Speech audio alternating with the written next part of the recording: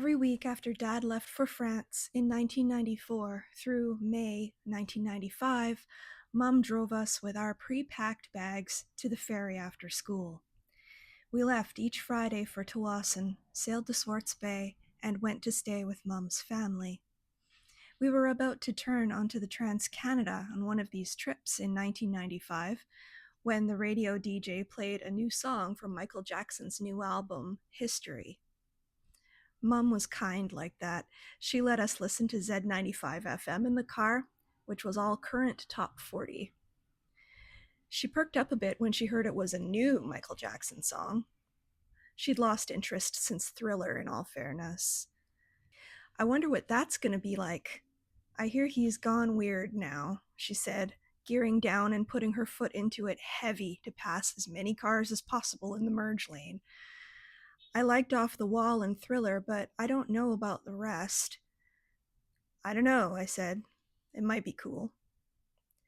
I'd been fond of his previous album, Dangerous, and had a CD copy of my own. The single we heard was the duet Scream featuring Janet Jackson. The opening, what they might call lo-fi nowadays, was somewhat lost over the radio waves and with the windows down. But I started hearing Stop Pressuring Me being repeated in the chorus. Stop pressuring me, you make me wanna scream.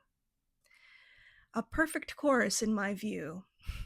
How did he know what I was feeling? I like it. I want a copy as soon as it comes out, I said. Well, we might not be in the country by the time that happens, Mum cautioned. She was right. In Spain, we used to go to what we would call a supermarket in Canada and the US. It was in Salamanca City, called Prica. There was no other place like it anywhere near us.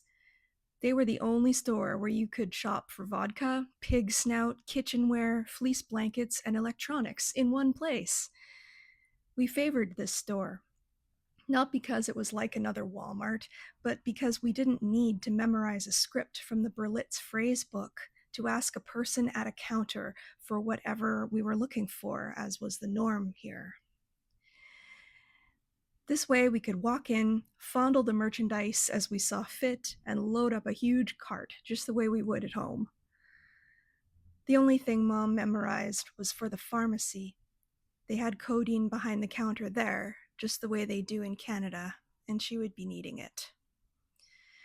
The Prica had this new media on display in the electronics section, laser discs, and their giant VCR-like players. Giant CDs the size of records? I asked myself as I went in to see if History was there. It was! It cost about $60 Canadian. I bought it on the spot for 6,000 pesos, all the Spanish currency I had. Looks like you found it, eh? Mom asked, seeing me waving it around. It felt like the first time I'd smiled in forever. I helped her load the conveyor belt with the food and drinks we'd figured out were to our liking. Melocotón y uva, fruit juice, and Smirnoff vodka always made the cart. It was a peach juice with Niagara grapes, sometimes known as white Concord grapes. Turns out, this juice with vodka made for a fun alternative to peach schnapps, which I would try at the discotheque with my classmates. I went straight up to my room when we got to Las Canteras. I couldn't wait to hear this whole thing.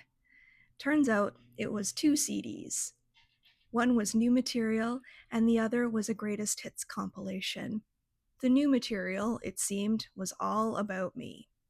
I heard songs asking the same questions swirling in my own head. Questions like, have you seen my childhood? I'm looking for the world where I come from.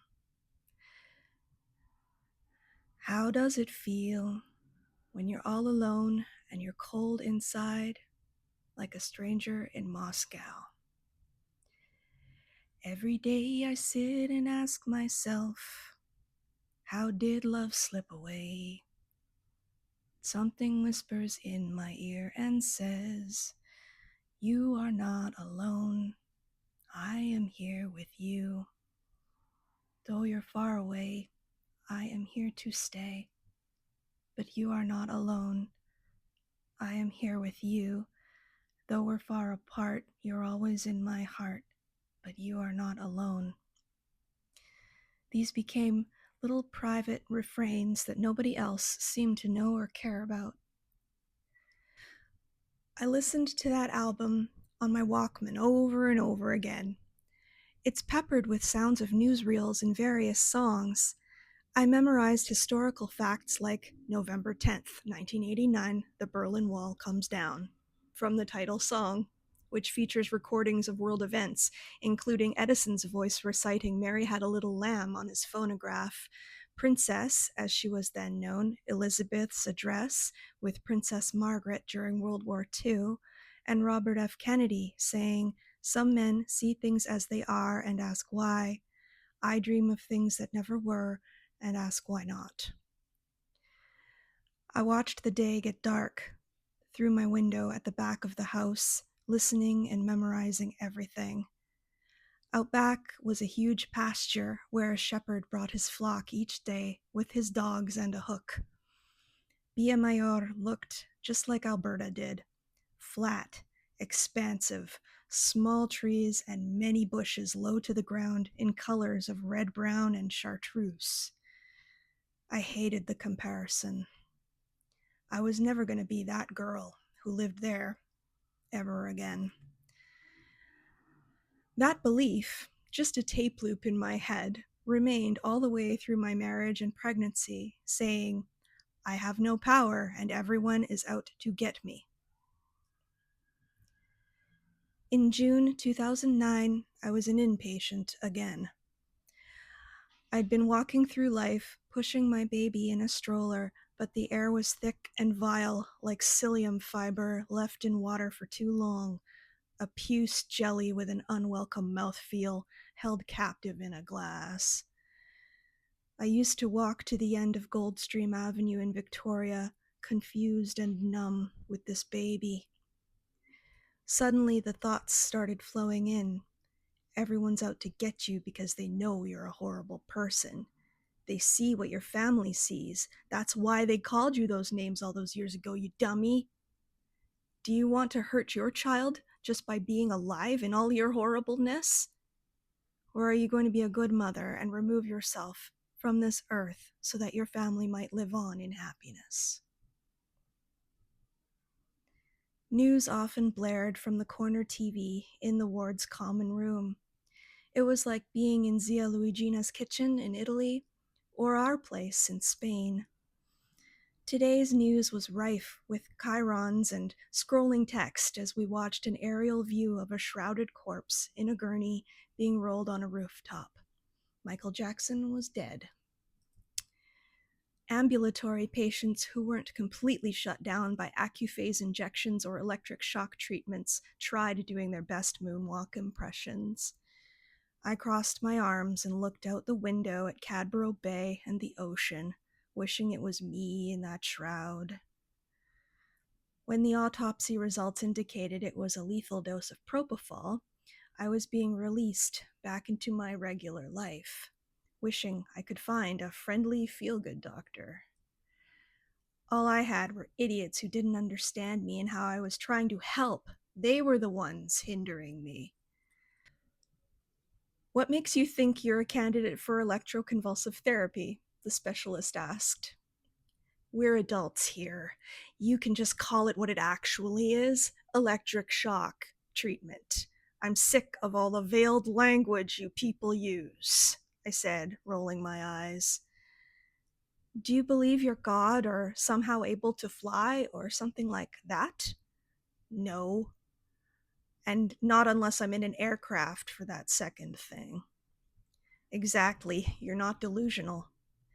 "But the meds aren't working. I'm still broken and I'm expected to care for a baby? This is so unfair," I pleaded, sick and tired.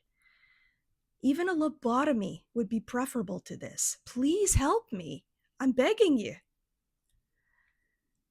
"This isn't the right therapy for you. It would do nothing but damage," she said. Why can't you wrap your head around this? damage is the point. It would reset me to proper factory settings again. I am damaged. My body just doesn't reflect that.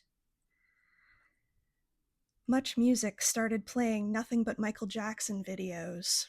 Classics like Thriller, Smooth Criminal, and Bad. But my favorite flashed up. A science fiction themed black and white video of Michael and Janet's duet, Scream. I wept quietly, mouthing the lyrics in my corner chair. Stop pressuring me, make me wanna scream. Tired of telling the story your way. It's causing confusion. But you think that's okay, damn it. You keep changing the rules while I keep playing the game. I can't take it much longer. I think I might go insane.